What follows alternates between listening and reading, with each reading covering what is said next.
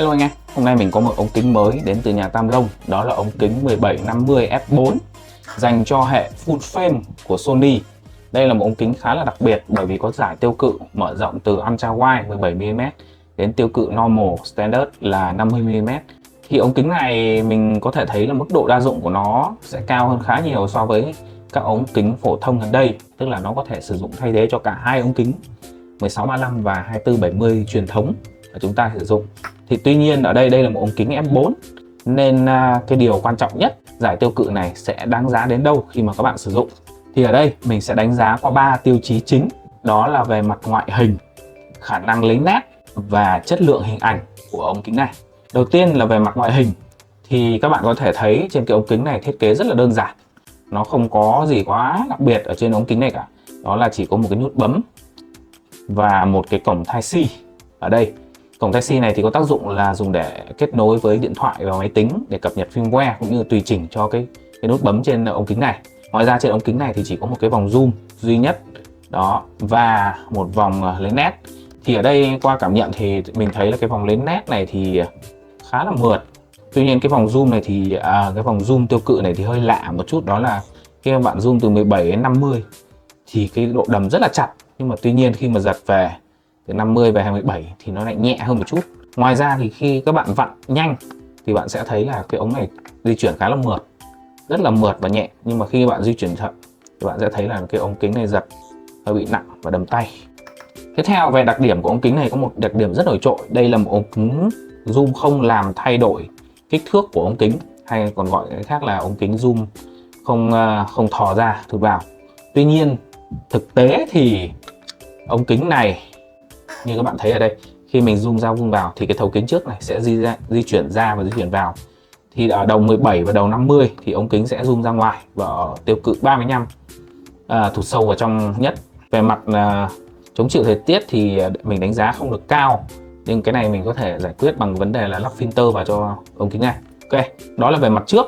Còn về mặt sau thì sao? Mặt sau thì các bạn có thể thấy này, đó, nó không hề có một thấu kính bảo vệ phía sau giống như các lens cao cấp, nên khi việc bạn zoom ra zoom vào nó sẽ thấy thấu kính di chuyển. Trên thấu kính này thì chỉ có một cái vòng gioăng cao su để bảo vệ thôi. Đấy, nó không có một cái thấu kính bảo vệ gì cả, để khi bạn zoom này thì khả năng cao là nếu mà bạn thay ống kính này ở ngoài môi trường bình thường thì sẽ rất dễ bụi ẩm. Tiếp theo là về cân nặng, thì ống kính này có cân nặng là 460g, là ống kính khá là nhẹ. Mình cũng đã test thử cái ống kính này trên cái gimbal VBS. Khi mà cân xong trên gimbal thì cái gimbal đấy hoàn toàn là cân rất là bình thường, không có hiện tượng rung motor khi mà sử dụng test nhẹ. Tuy nhiên thì cái này có điều kiện thì các bạn có thể test thêm để kỹ càng hơn trước khi mua ống kính này. Okay. Tiếp theo là về khả năng lấy nét, thì mình đã test qua ống kính này ở trong các điều kiện từ đủ sáng, thiếu sáng hay là trong điều kiện ngược sáng chẳng hạn, thì khả năng AF của ống kính này rất là tốt, AF rất nhanh và chuẩn xác. Đó, không có hề hiện tượng bị ham tinh kể cả trong điều kiện tối. Đó là một điều rất là đáng khen đến từ ống kính này của Tamron. Ngoài ra thì khả năng tracking chủ thể của ống kính này cũng rất là tốt, không thua kém gì các ống kính của Sony cả. Và ngoài ra thì mình cũng test thêm kể cả chế độ AF lẫn chế độ quay MF, thì ống kính này luôn luôn giữ nét khi mà mình thay đổi tiêu cự. Đây là một điều rất thuận lợi cho những anh em muốn quay phim. Tiếp theo là về hiện tượng thở, thì ống kính này có hiện tượng thở nhẹ ở tiêu cự 17 và nó sẽ giảm dần về tiêu cự 28mm thì gần như là hết. Còn ở tiêu cự 35 và 50 thì gần như là cái hiện tượng thở không còn nữa. Đó là một điều rất là thú vị, là điều đáng giá trên ống kính này. Ngoài ra thì khả năng chụp cận của ống kính này ở đầu 17 lẫn đầu 50 đều khá là tốt. Đấy, tuy không phải là quá nhiều nhưng mà là đủ để cho các bạn sử dụng để zoom. Ví dụ muốn quay sản phẩm hoặc là muốn quay soi vật thể thì hoàn toàn đáp ứng được cái việc zoom cận và chi tiết. Về cái phần quan trọng nhất của ống kính này, đó là về phần chất lượng hình ảnh, thì cái ống kính này có độ phân giải mình đánh giá rất tốt.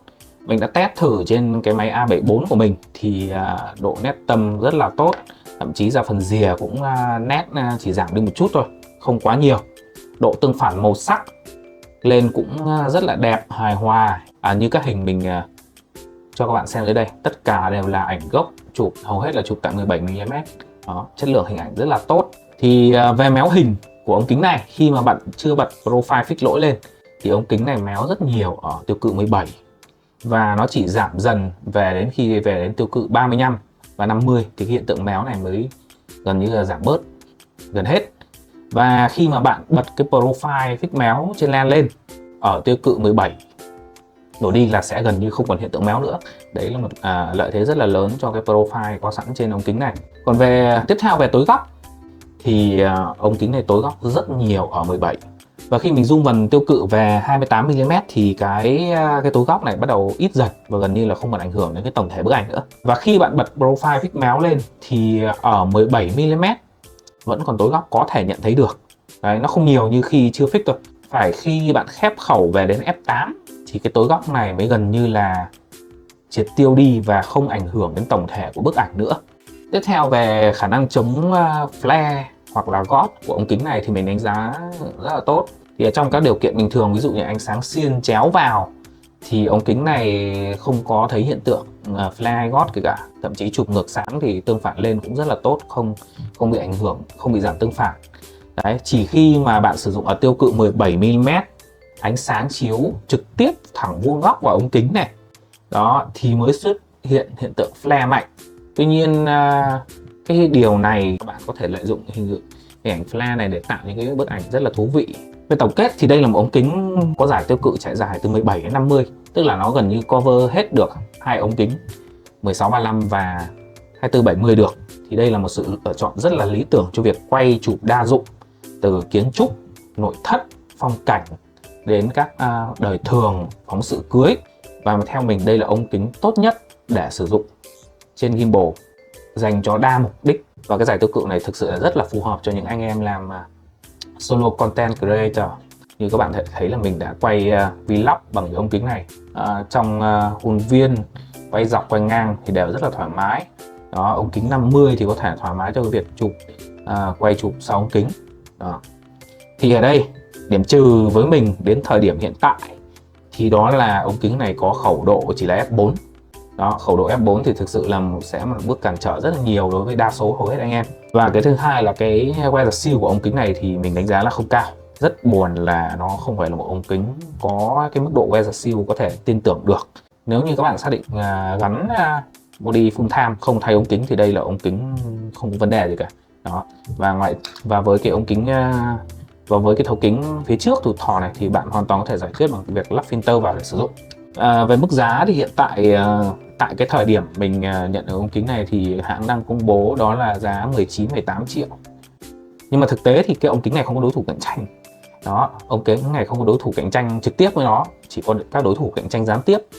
Điển hình đó là ống kính 20-70 đến từ nhà Sony, ống kính 16-35 cũng đến từ nhà Sony. Đó là những cái ống kính đều có khẩu f4, build cũng tốt khá là nhiều so với Tamron.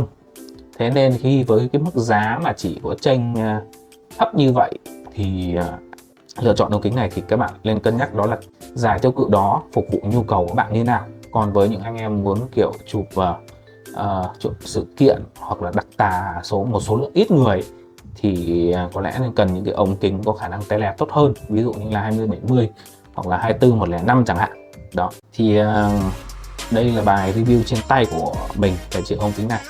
Hẹn gặp lại các bạn trong các bài review tiếp theo.